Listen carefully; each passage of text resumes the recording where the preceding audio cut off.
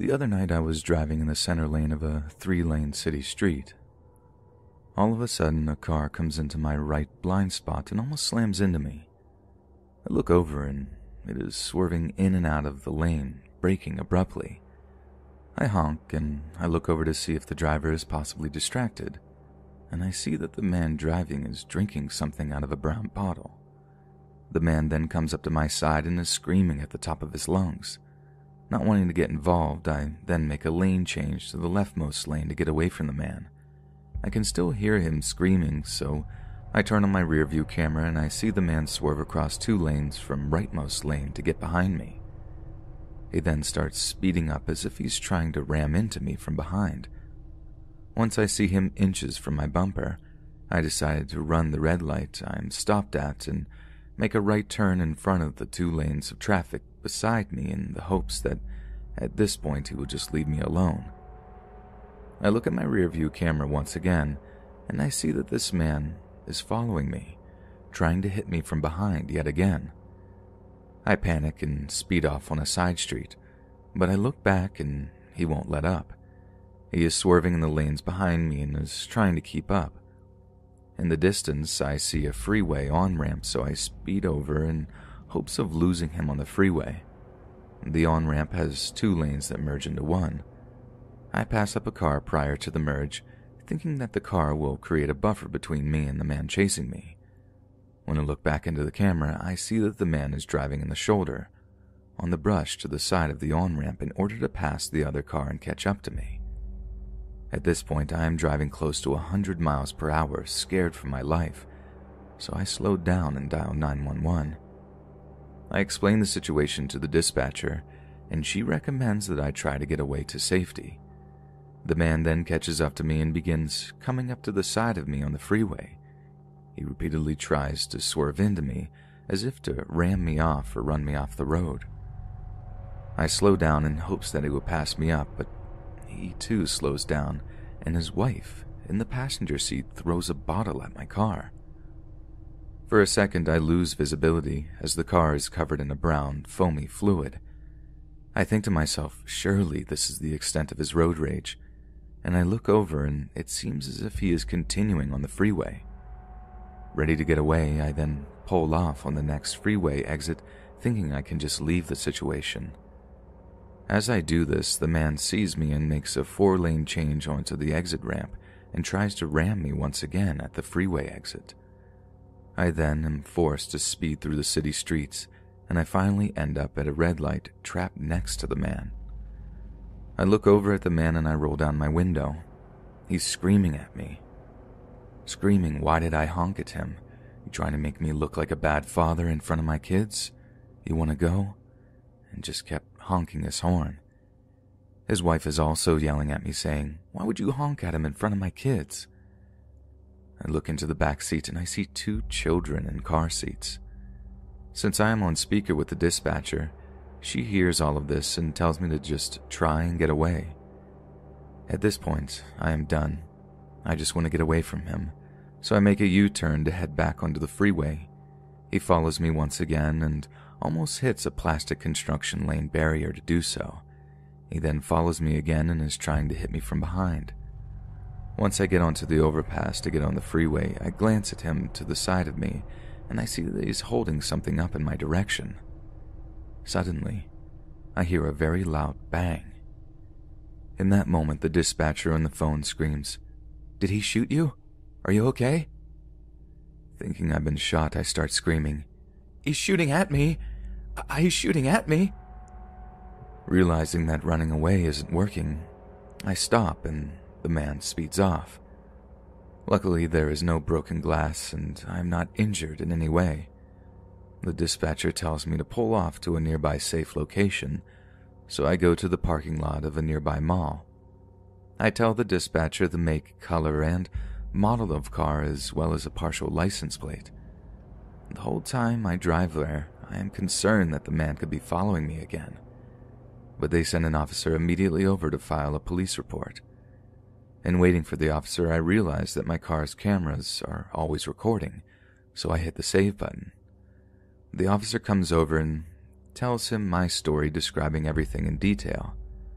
I also tell him that I may also have footage of the whole thing. We take a walk around the car, and for the most part there is no damage. The officer then informs me that because I am not injured, and because there is no damage to the car, there really isn't anything that can be done. I ask him if it was an assault. He says because the bottle hit my car and not me, it's not an assault. I ask him if it's reckless driving, and he says that here in California, that is a misdemeanor and that requires the presence of a CHP officer to convict. I then asked him if it could be considered him attempting to end my life because he was trying to ram into me, but he says that this is just plain old road rage and there's not much that can be done. At most, the officer says that once he has a complete license plate, an officer can go out and talk to him. I ask him if the potential footage could be helpful in getting this man reprimanded in some way, and he tells me to only send me the highlights and necessary screenshots, though he doesn't think anything can be done. At the end of all of this, I am extremely shaken up. I eventually go home and review the footage captured by my car. Luckily, I have the entire thing recorded. The moment he almost hits me, his wife throwing the bottle at me, his face as he is yelling at me, his license plate, and even him trying to ram me. It is all recorded. A few days later, the officer calls me and confirms the license plate I have in the video with the recording he has from the freeway on and off ramps. A week and a half passed and there had been no update. While I understand the law is the law, it is unacceptable to me that this man could be so overtly aggressive on the road, threatening my life, the lives of his children, and the lives of everyone else on the road with no sort of punishment. I am genuinely scared for my life, and in the process, both he and I endangered the others on the road. Ultimately, this has left me feeling very disappointed with the system. An act of violence was committed, and due to technicalities, the other driver gets off. I'm trying to keep my retelling as factual as possible, but this is a really terrifying experience. Even in the past few days, I still feel a bit hesitant to be an aggressive driver, overtaking people, even changing lanes, and I'm not comfortable honking.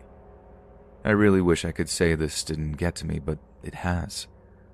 One odd detail is that the man was taking pictures of my car before the bang happened. What would he possibly want that for? Has anyone else been in a situation like this? Is there truly nothing that can be done? Are there any recommendations for how I can at least have someone check on those kids?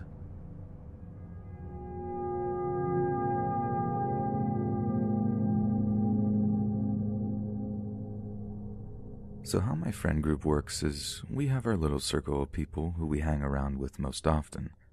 But for big events or bonfires or something similar, we expand and a couple of different friend groups can join. Ben is a part of one of those extended friend groups. He is someone who always posts different and interesting things, who always has something to say. I've gotten along really well with Ben at these events, and we always end up chatting. I've always found him to be a different and unique individual. Ben started going to my local college this year. He shot me a Snapchat basically saying, "Hey, all my friends went away to different schools, and the only person I have to talk to from the area is now my ex-girlfriend. I was wondering if you wanted to get a group together and hang out, because I'd like to have some new friends around." It was actually a really nice message because, with the course I'm in, I don't get to make many friends, and all my close friends are spread out now too, so I said yes. The hangout was initially supposed to be one of my friends, him, and one of his friends. It was a day after class, and I just got home. He told me he was going to take a quick nap before we all head out. When he wakes up, he tells me it's now too late and he has other plans he forgot about. That's totally fine. I wasn't upset about it. I cancel with my friends too, so I can just sit down and do some homework. He texts me a few hours later. I didn't give him my number. He somehow found it, telling me his other plans got canceled and he was now available again and wondering if I still wanted to do something. I said that my friend was now out of the city, and he said he texted his friend but they didn't answer. He decided to pick me up and go for a drive and just chat. Normal enough, I thought. Ben gets to my house at around 10. I go and hop into his car and he speeds off. Oddly enough, he's been talking in an accented voice, kind of like Jamaican or something similar. I thought he was just being goofy, so I played along. Sometimes I would answer back in the account, but then I started to think it was weird that he wasn't talking in his own voice at all. He was driving like a maniac down the street, telling me how he was drinking earlier because he thought he was going to a party. I asked him if he was drinking and driving, and he said no, he only had a few sips. I know I probably should have gotten out of that car then, but at this point we're flying down the highway and I'm scared. He begins to rant about his ex, telling me that there was infidelity and trust issues on his end, and he couldn't tell me what they were because he didn't want me to think badly of him. He told me he was still going to marry this girl and have her children. He ranted about her and got on tangents and started to scream and yell. I started to maybe think that he was on something. We arrive at my college, a half-hour to 40-minute drive away in another city, and he says we should get out of the car. I'm already scared and my phone is dying, so I just listen to what he says. At this point, I'm literally thinking that he might end my life. He took me for a walk through the light woods and then started to make sounds like a creature. He would make like dinosaur sounds or sounds like The Grudge. He would also walk like a creature, morphing his body into weird, creepy movements. I requested for us to go home because I was literally terrified. We get back into the car and start our drive home. He pulls out a pipe and smokes something. I told him that he shouldn't do that, but he doesn't listen, and now he begins to yell. He starts back on his tangents about life. He pulls the car over to get out and do some jumping kicks. What? I'm thinking in my mind. At this point, my phone is dead. He gets back in the car and puts on his favorite song. The song begins slow and then picks up a little later. It's like a 4-minute song. He begins to scream along to the lyrics and smash the windows and dashboard and wheel with his hands, stomping his feet. I've seen someone passionate about a song before, but not like this. Ben swerves all around the road until we get to my house.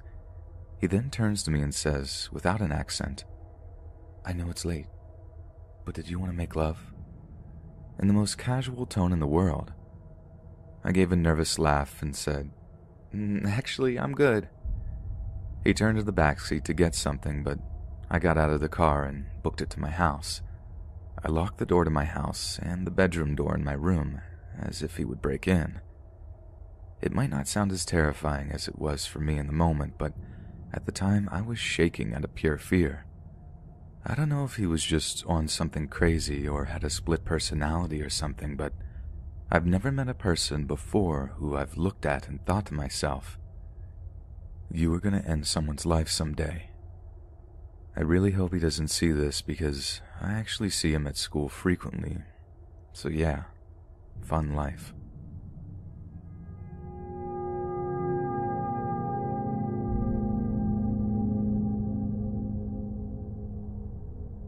I was a new manager of a very old building. I came from social work and was hired to manage a building that was about to celebrate its 100th anniversary. My office was in the basement along with several below-ground apartments. Of these apartments was an elderly fellow that I knew was on palliative care for extreme kidney failure.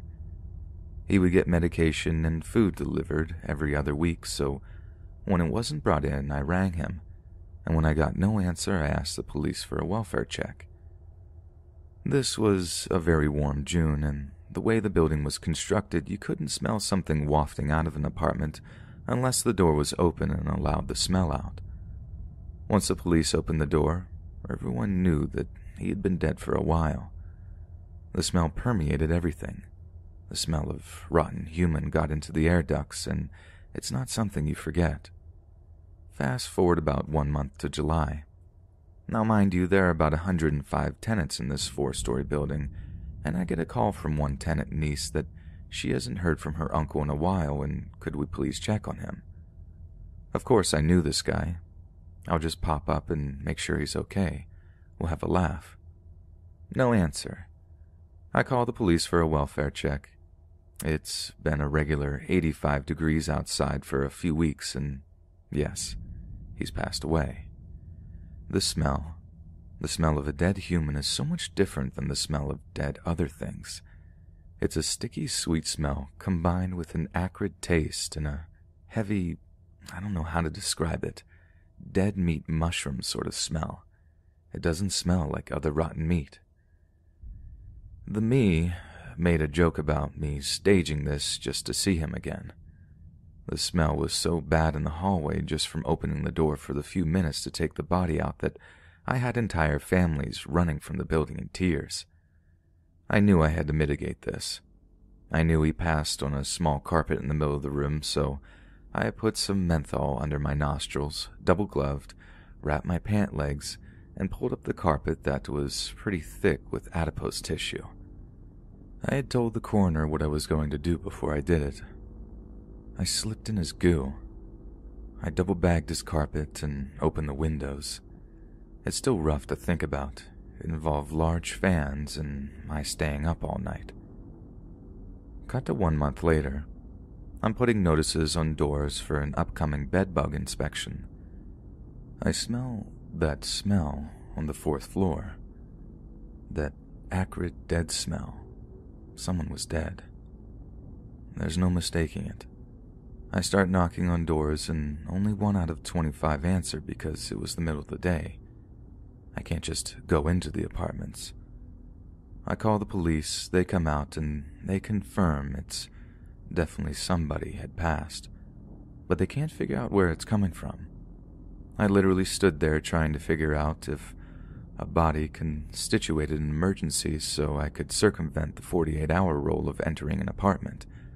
The police told me that without something else they couldn't just start running into apartments.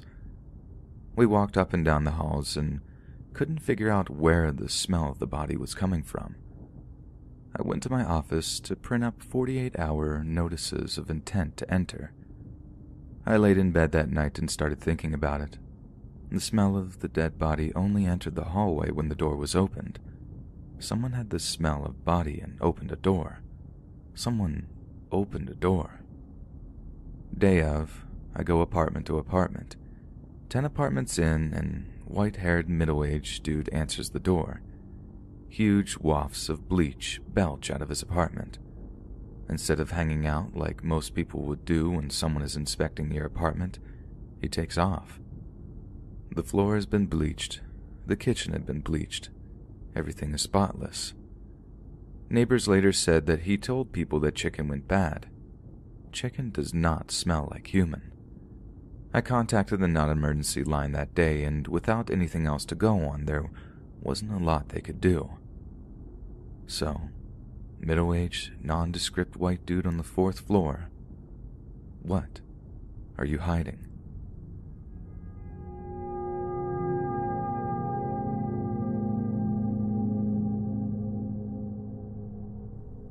This all happened in the last 3 weeks, and the final part hopefully just took place this morning. To set the stage, I'm a single dad with a daughter who is about to turn 3.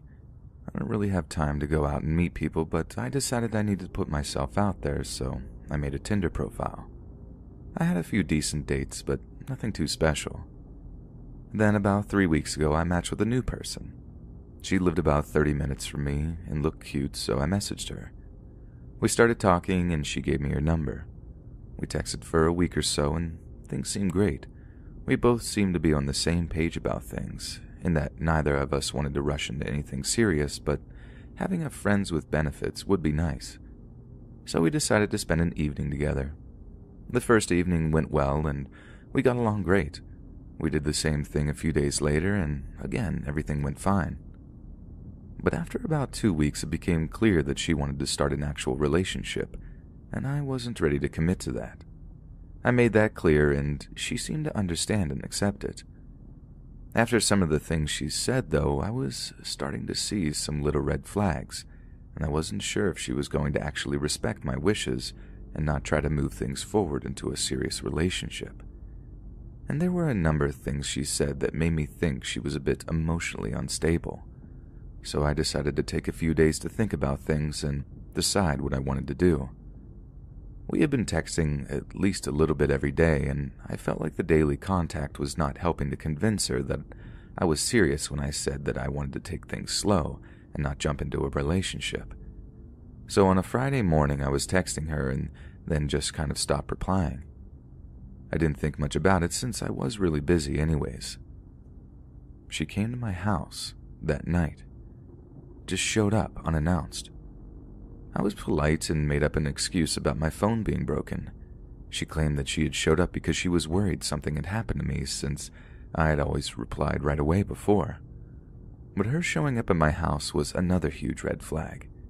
I figured the broken phone excuse would benefit me, giving me the time to evaluate this new warning sign and decide what to do. I told her I was fine, but that I'd be MIA for a little bit until I got a new phone. I don't have a home internet connection either, so basically all contact with me would cease until I reinitiated. She seemed to be fine, apologized for intruding on my evening, and left right away, so I didn't give much thought, other than it reaffirming my concern that she was becoming obsessed. In the next few days, she sent a few messages basically just checking to see if I got a new phone. There was nothing too crazy, but it was still very worrying, and with everything else, it told me that I needed to cut things off completely. That leads me to last night. It was 6 days since she had showed up at my house, and I hadn't contacted her so far. I was hoping that my silence would send a message, or that maybe she'd forget about me and move on to someone else, but 'twas not to be. I went to sleep at around 12 a.m. and woke up at 6. Upon looking at my phone, I saw literally 15 message notifications, 6 missed calls, and a voicemail. The text started off saying, "I know you're probably asleep, but I saw you accepted a friend on Facebook 2 days ago, so I just wanted to know why you've been ignoring me," and then went to pleading me to answer the phone, and finished with, "If you won't talk to me, I'm going to come to your house." This whole thing took place between 1 and 2 a.m. The voicemail was just her, sobbing into the phone and screaming, "Why are you doing this to me?" Keep in mind, I've known this girl for less than a month, and we've only been on 2 dates in that time. At this point, I was pretty freaked out, so I called a friend of mine asking for advice. My friend told me to just be blunt and tell her that threatening to come to my house in the middle of the night was completely inappropriate and that she's acting crazy and to not contact you again. So, here I am this morning, after sending her a long text kindly but firmly telling her that her behavior was not acceptable, and that she was to not contact me again. We'll see how it goes. Update. For everyone who is worried about my safety and everyone who sees where I'm coming from, thank you, and I'm fine. From everyone who's saying I'm a jerk, I give you that. I should have been honest when she came to my house instead of making an excuse. I fully admit that. I'm not saying I handled things correctly, but honestly, I would have never written about this in the first place if she had just calmly asked to talk about things. This whole thing happened in the middle of the night, so I never even knew she was upset until it was all over. But if you think her reaction was normal, I'll tell you what she said about her own actions. She did reply, apologizing for her actions, saying that she understood why I would not be comfortable continuing things with her after waking up to that, and telling me that she appreciated my honesty and that she knows that she needs help and is actively seeking therapy to deal with her issues.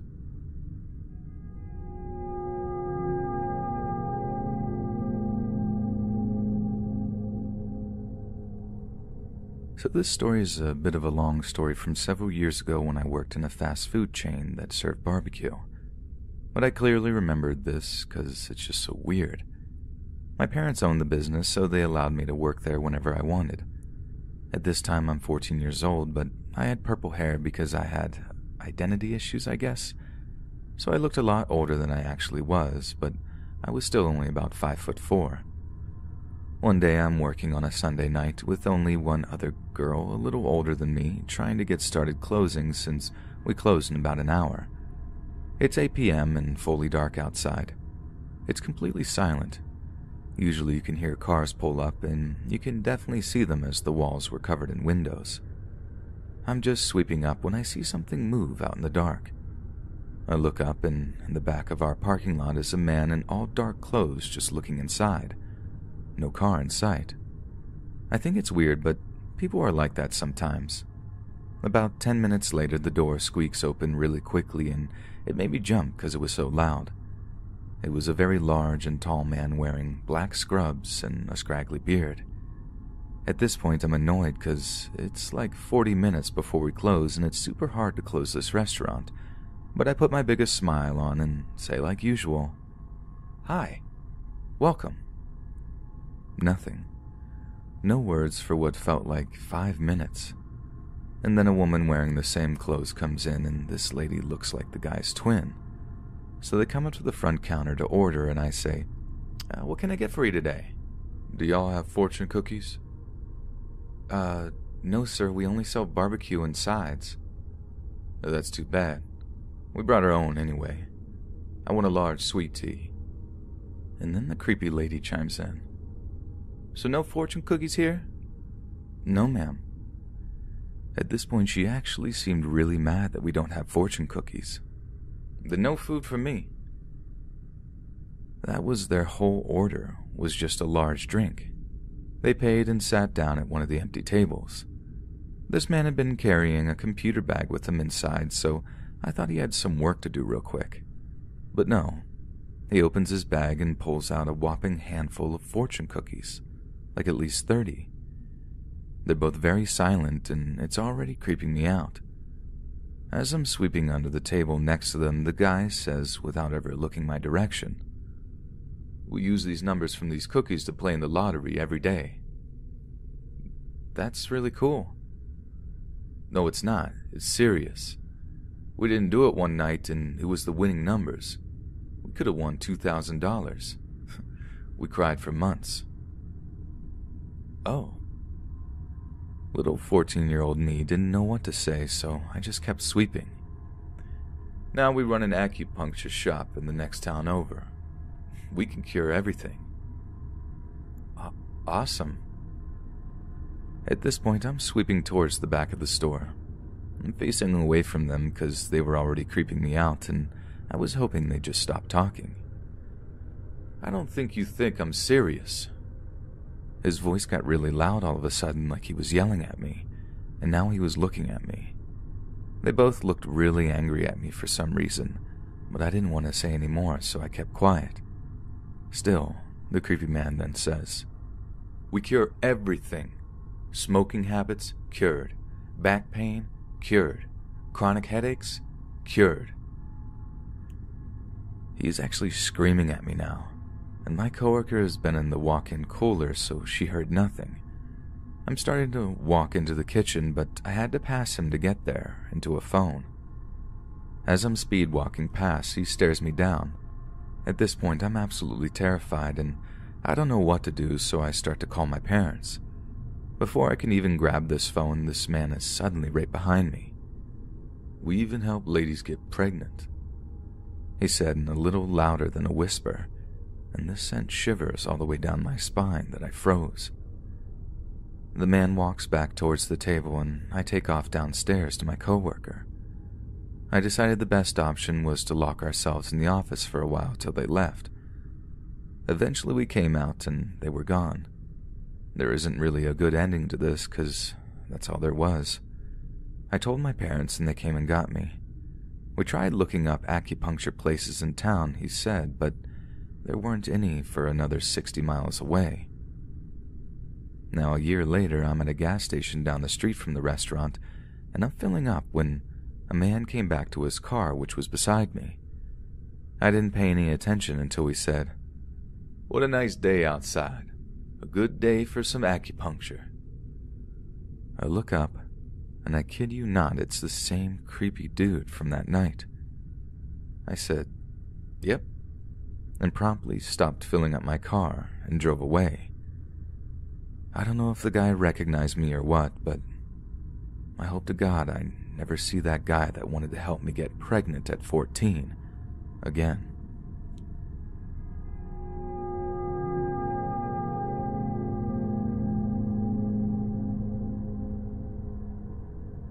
It Nearly 2 weeks ago, me and some friends attended a cosplay event and went as characters from Full Metal Alchemist and Fire Emblem.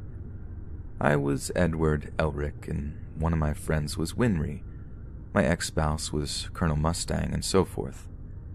There was 6 of us, and we arrived the earliest because we were excited to meet other cosplayers.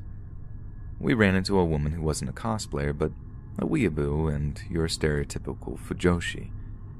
We discovered this upon meeting when she squealed, ran up to me and my ex-spouse, then asked for Mustang on Edward action.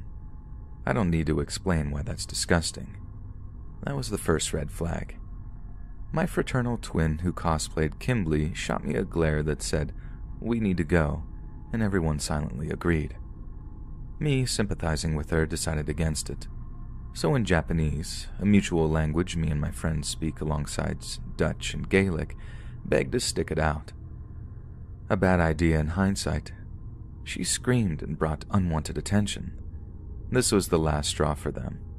Immediately, my brother, ex-spouse, and other 2 friends disguised their urgent want for disassociation as wanting to walk around, leaving me and Winry as her company. Minor time skip, the 3 of us are wandering. Despite being an introvert, I try to be as interactive and inclusive to our company as possible because nobody likes to feel like the third wheel. As me and my friend converse with her, we quickly learned of her unappealing aspects. She ships indirect familial relationships, if you get my drift. Apparently has nosebleeds for Seal and Sebastian fanfiction, and believes relationships with animals isn't all that bad. Another red flag I shamefully attempted ignoring under the impression she was young, of 17 and 19. But no, it turns out she's 21. Major time skip. It's been over 4 hours and she tailgated me and Winry the entire event.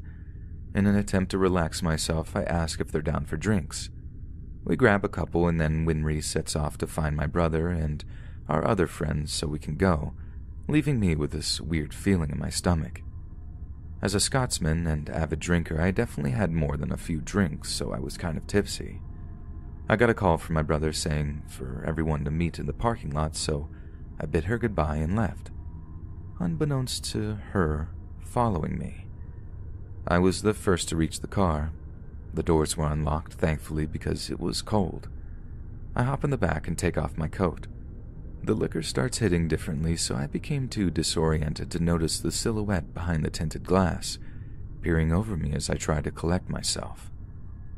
I was hearing the door open that triggered my anxiety, but assuming it was my brother or friend, I didn't bother. It was cold outside, but I was hot and exhausted from walking around in cosplay all day, so I closed my eyes and took some deep breaths. I was feeling someone crawl into my lap and straddle me that provoked an alarm response, and much to my dismay, it was the woman from the event. Buzzed and discombobulated, I struggled to comprehend what was unfolding. For the life of me, I couldn't fathom the reason behind her actions. I should probably include a trigger warning for assault here. She starts touching me, hands under my shirt, hands on my inner thighs, etc. At this point, I'm stiff as a board because I have flashbacks from prior assault. My heart is racing, my eyes are wide, and my mouth's agape. I'm trying to scream and say stop, but the words wouldn't come out. It was the sound of my friend's laughter echoing through the lot that got her attention, where she immediately hopped off and scooted to the right seat. My wig disheveled and cosplay untidy, my brother glared at me and asked what she was doing in our car. When I could finally speak, I lied and told him she was just waiting for her ride. After she left, I know my ex-spouse could tell I was off, but kept hushed. Because of this, I've not interacted with anyone. I'm scared to tell my girlfriend. I'm scared to tell anyone. This has been wrecking me mentally and emotionally the last 2 weeks. It's taking everything in me not to cry right now, but to the weeaboo fujoshi we met at the event, please, control yourself.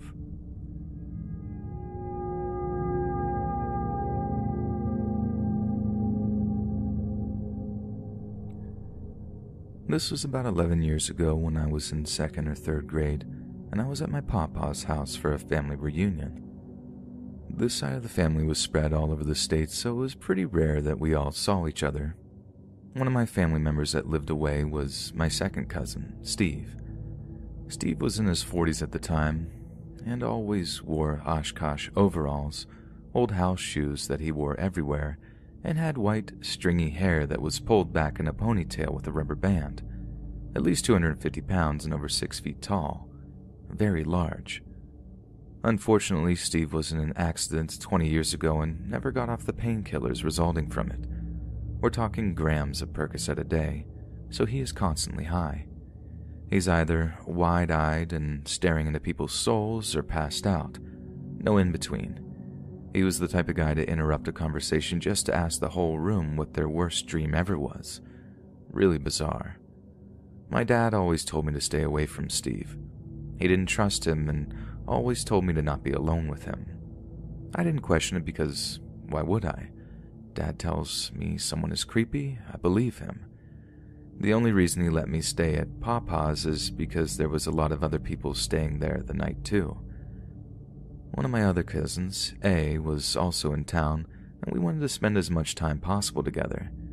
Being the two youngest people there, we were given the living room floor to sleep on. The living room was connected to the kitchen to the north, a bedroom to the west, and the entrance to the south. Above the west bedroom was the staircase to the upstairs bedrooms. This was a very low and narrow staircase, and anyone above 5 foot tall had to duck while climbing up it. As you can imagine, a giant like Steve did not go gracefully up or down.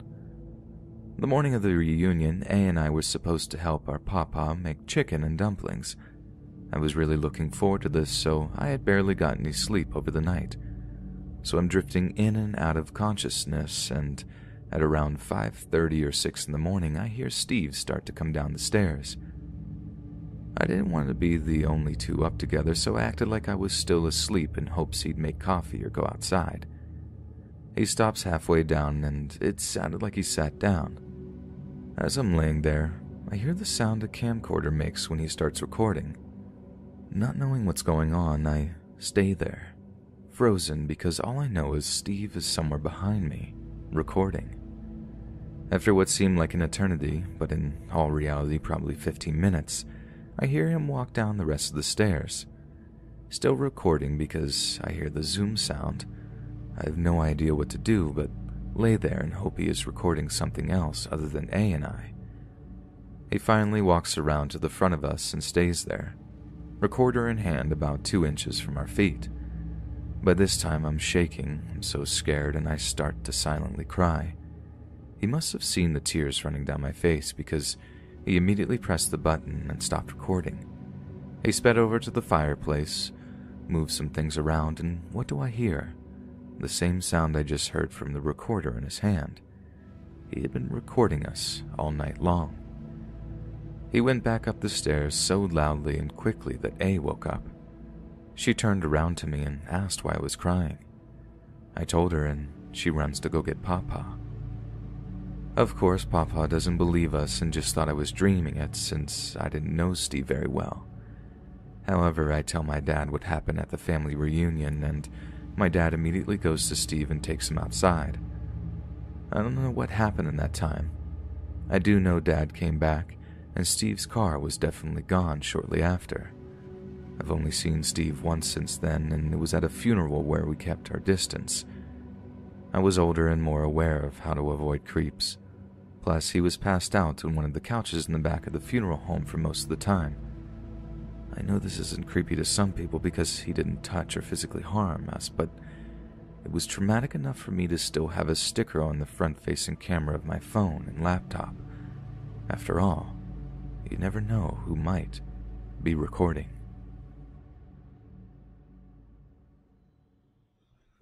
Hey friends, thanks for listening. Be sure to subscribe and click that notification bell to be alerted of all future narrations. If you got a story, be sure to submit them to my subreddit, r/Let'sReadOfficial, and give and receive feedback from the community, and maybe even hear your story featured on the next video. And join my Discord to interact with me and other listeners directly. And if you want to support me even more, grab early access to all future narrations for just $1 a month on Patreon, and maybe even pick up some Let's Read merch on Spreadshirt.